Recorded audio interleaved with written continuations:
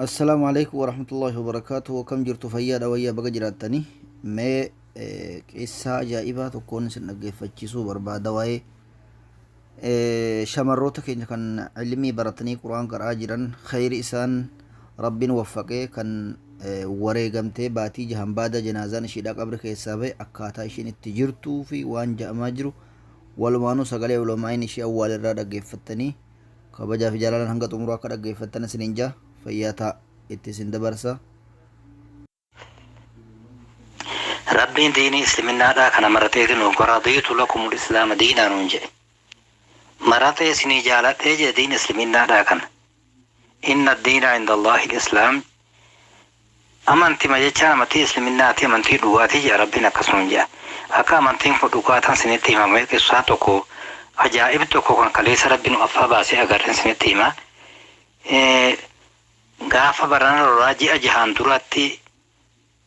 tabshaa xayyisan irratti mucaa takka mucaa islaamaati qaadiyat al-qur'aaniit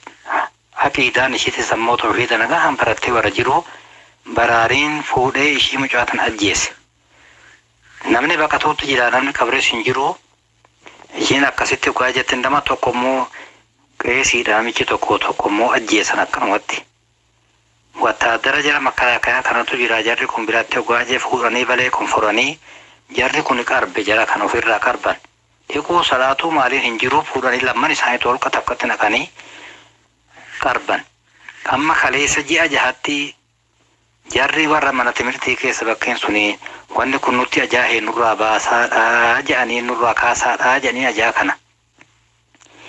kana inni kun abbaan muslima namtichi abbaan mucaa tanaadhaati dhaqanii gantatti qireetti himatee qireen dhaqee mucaa tana baasee fuudhanii hin qabrine jedhanii qabri bakka islaamaadhaa qabri gabayaa kamisitti qabri konfuranii natti dawwalanii na waamanii dhaqeanis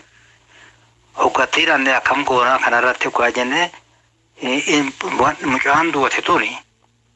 wanni takka ila ji'a jahaa ol dabartee jirti rifeensi takka irraan bukkaanii nafsiin takka bakka takka madoon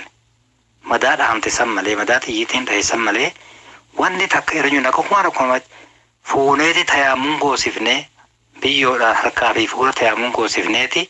nagahumaan kafannee ana turate salaatee guraa dhaabannu kana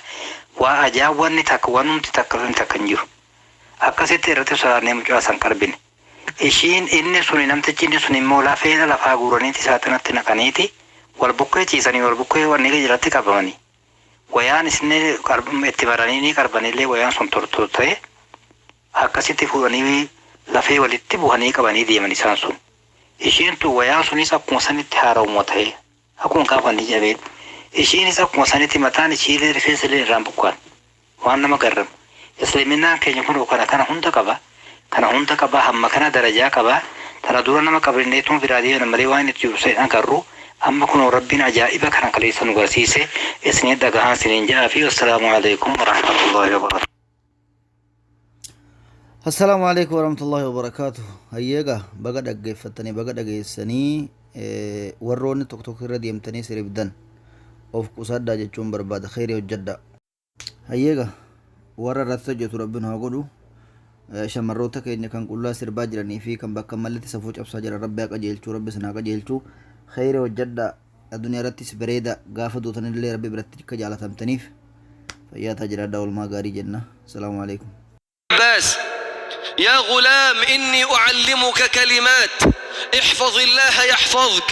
احفظ الله تجده تجاهك إذا سألت فاسأل الله وإذا استعنت فاستعن بالله واعلم أن الأمة لو اجتمعت على أن ينفعوك بشيء فلن ينفعوك بشيء إلا بشيء قد كتبه الله لك واعلم أن الأمة لو اجتمعت على أن يضروك بشيء فلن يضروك بشيء إلا بشيء قد كتبه الله عليك رفعت الأقلام وجفت الصحف يبقى الحكاية من أولها لآخرها في إيد مين؟ الله جل جلاله ليست بيد البشر وغير خاضعة لمقاييس البشر كم من عامل يعمل 10 صناعات وهو في الحقيقة لا يجد قوت يومه مش بالشطارة 7 صنايع يقول لك هو بيقول لك كده يقول لك 7 صنايع مش لاقي ياكل شغال 20 ساعة كل يوم 20 ساعة. وفي واحد شغال 6 ساعات وراكب أفخم السيارات، يقول لك شوف أنا شغال فين وده براكب إيه. ولا مش كده خالص. إنما بداية لابد وأن تعتقد أن الأرزاق بيد من؟ بيد الله سبحانه وتعالى. رقم 2، وأن الأرزاق لا تتشابك. الأرزاق إيه؟ لا تتشابك. يعني إيه؟ يعني اوعى تقيس رزقك على رزقه، ولا قوتك على قوته. الله، اشمعنى هو يعني معاه 100,000 جنيه وأنا معيش إلا 50 بس؟ الأرزاق لا تتشابك، كل واحد ماشي فيها، ماشي في سكته. قال تعالى وفي السماء رزقكم وما توعدون، وما توعدون فورب السماء والأرض إنه لحق مثل ما أنكم تنطقون.